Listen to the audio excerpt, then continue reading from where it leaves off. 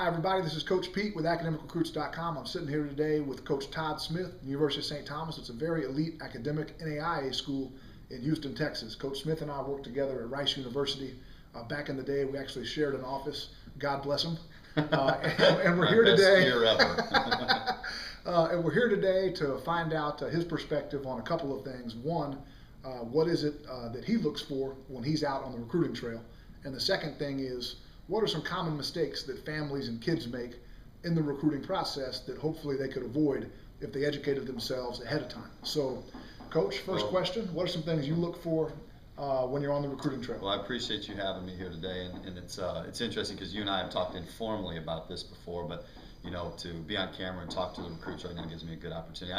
I think that for myself, the first thing that I really look for is someone who I think is going to fit in to our St. Thomas family and our basketball family, and then also academically. I think if I find the right young man to come in that can succeed academically, get along with the players, and obviously mesh with me, they're going to have a better chance of being successful at the University of St. Thomas. But after that, you know, we're going to follow that very quickly with you know, a young man who's got a great IQ, basketball IQ, and ability. You know, you hear the term upside all the time, and it's probably used too often, but all that means is somebody who is a good basketball player at the time, but also has the ability to improve.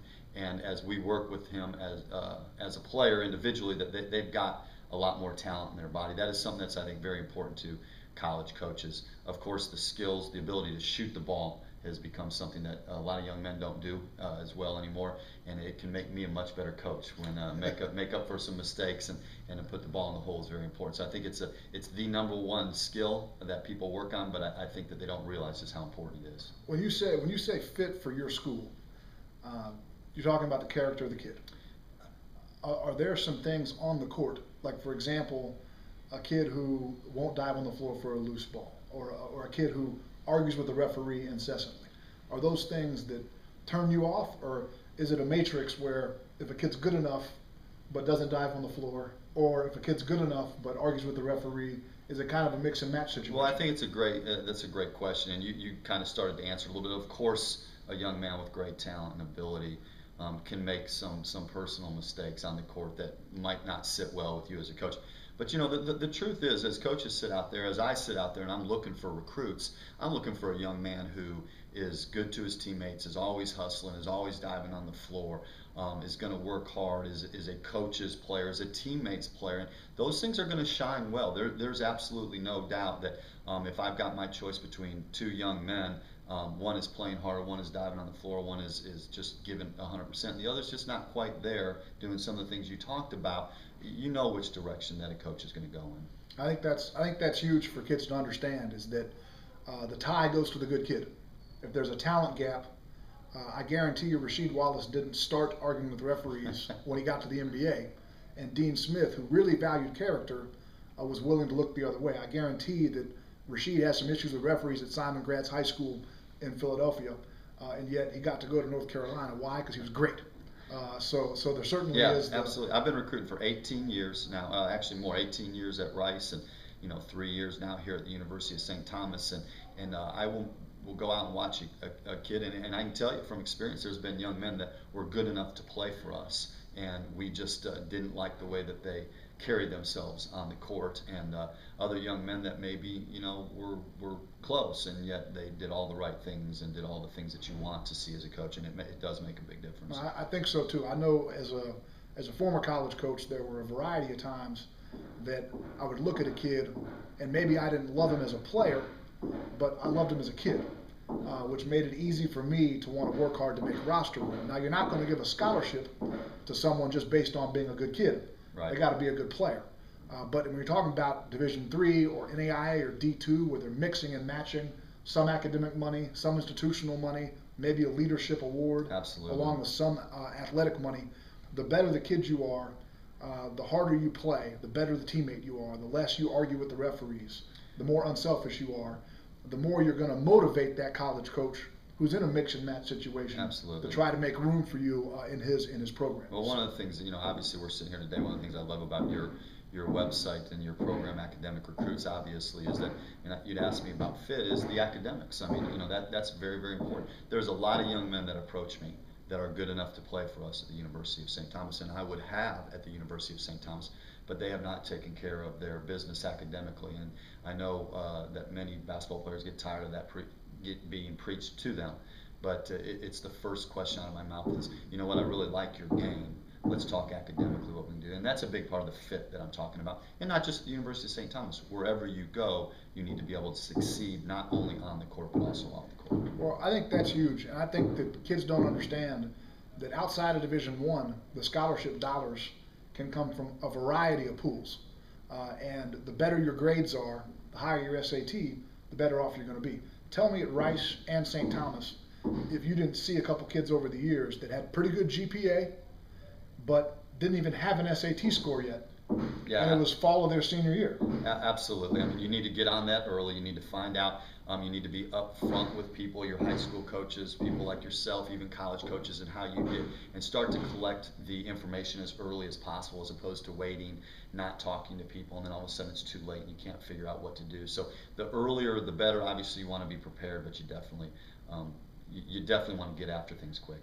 Well, let's move to the next portion of the interview, which is mistakes. I know you just had a young man in your office yesterday whose dad said, boy, we really messed up this whole process. It's middle of June, late June, and they're still looking at schools, which of course is not ideal. You're a 2011 graduate.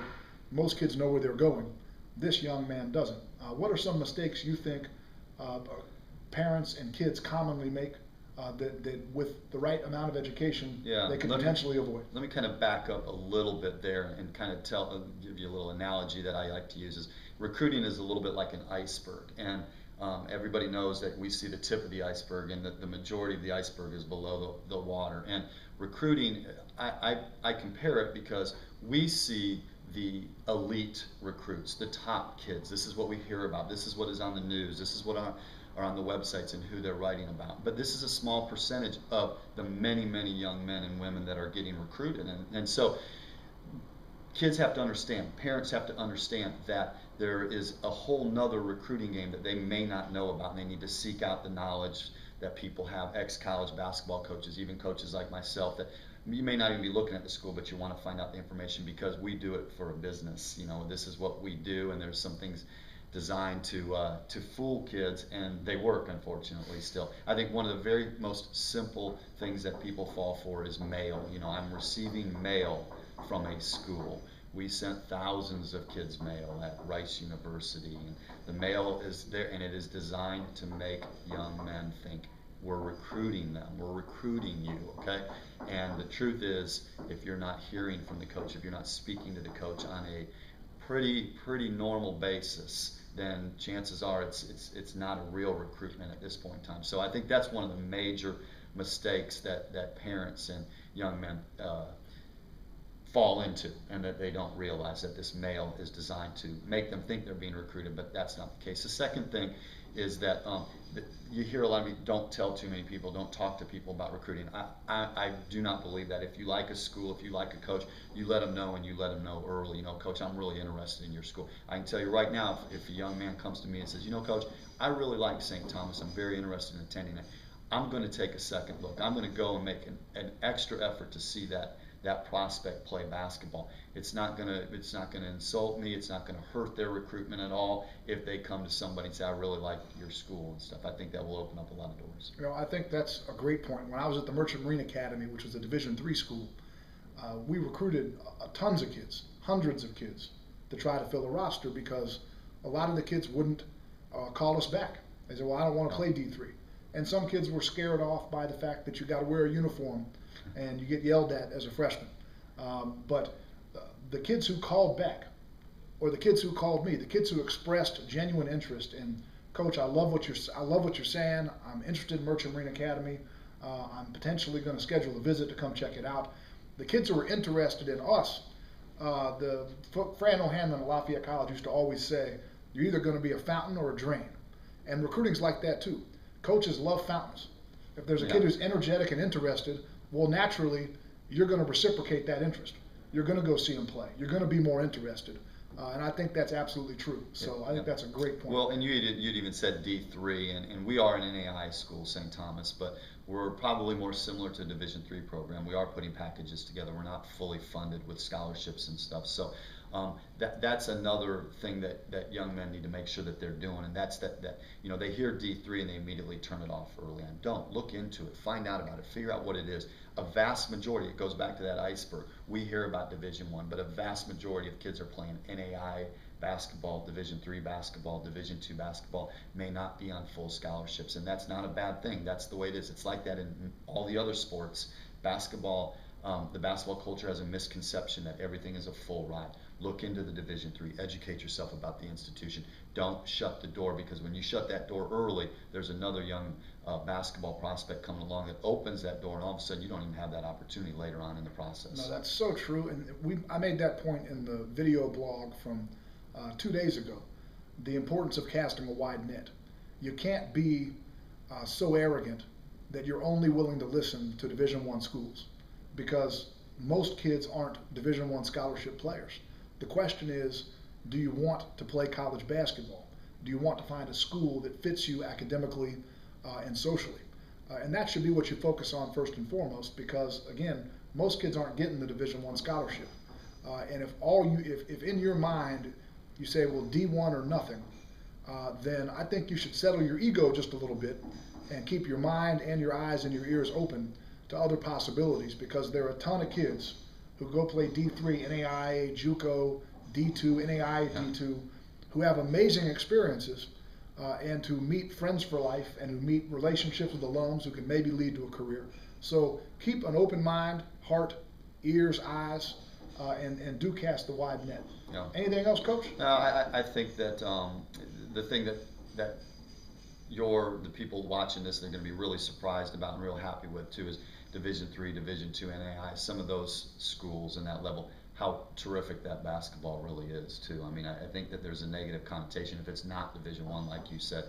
And then we've been out there, we've been doing it for a long time, and you find out there's some really great basketball being played at those levels, and it's something to be real proud of, and it'll be a great experience and be lifelong memories for them. Hey, I'll never forget the time that Wisconsin-Platteville came to Rice University. I will. In 1991, and was up 20 at half.